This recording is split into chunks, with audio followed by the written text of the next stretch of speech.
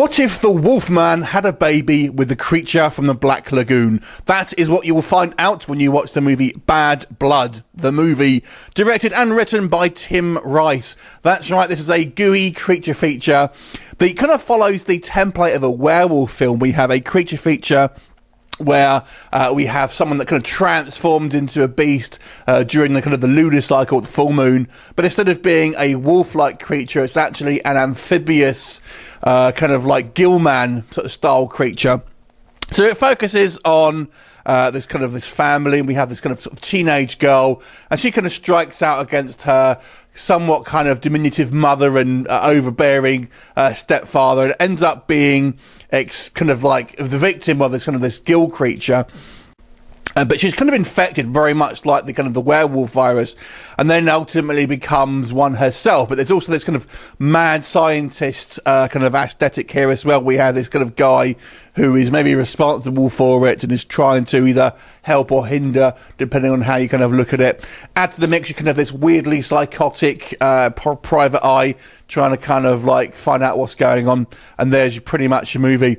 So let's talk about the positives and negatives of Bad Blood. I've got to say, if you are a creature feature fan, if you like old school practical effects, if you like lots of blood and gooey gore, then this may be the film for you.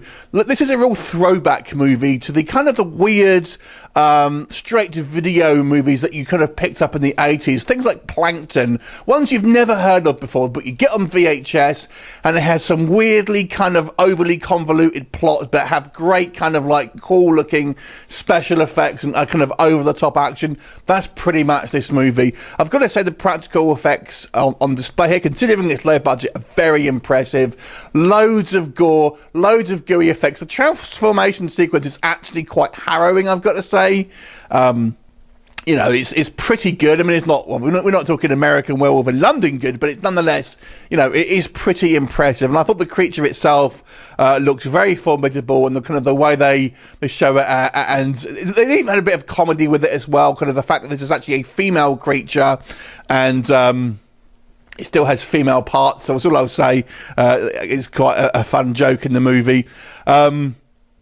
So that's all quite fun. It moves at a fair old pace as well. There's not really, doesn't keep hanging around too long till the next kind of like set piece. So it's a kind of brisk movie. The acting in it's a little kind of over the top, but I feel it suits the film.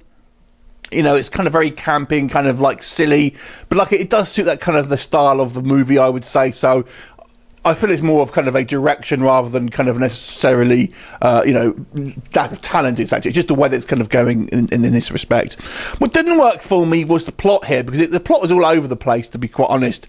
It really doesn't make a lot of sense, and it seems the editing also seems to jump from one scene to another without really much transition. You find yourself a little bit kind of like ajar, where things don't seem to have like transitions properly, and think, oh, hang on a second, what I feel like I've missed a scene or something like that. So it feels like this maybe was slightly longer, and it's been edited down, but it doesn't kind of make a lot of sense sometimes because of that. I also think maybe it goes a little bit too campy in places. Again, if you're wanting a story where it has you invested plot-wise, then I don't think this is going to be the film for you, unfortunately, because it does really not make a lot of sense. And there's certain things here that will bug you, right from nitpicky things like we have this creature transformation, and when it happens, the creature loses its head, but it grows back in the same style when it's human again, stuff like that. It's a real kind of major kind of plot holes, so I won't kind of go into it. So it just seems to be, it's very much a fun visual treat here. If you like gooey effects and you kind of like lots of like kills and doesn't care who it's going to killing, then this is the movie for you. But if you want a coherent story that's going to keep you invested, then I feel you'll be lacking in this one. But that's what I mean. It reminds me of these kind of like Italian style movies that used to get out, that was kind of like a lot of spectacle, low budget spectacle, but didn't really have maybe a lot between the ears. So that being said, I'll give it a 6 out of 10. I still think it was quite fun, but definitely not for a discerning audience. If you like lowbrow, schlocky horror, you may enjoy this film, but I don't feel it will be one to remember. 6 out of 10. Have you seen it? What do you think of it? Leave me a comment, and I'll look forward to seeing you next time. Bye for now.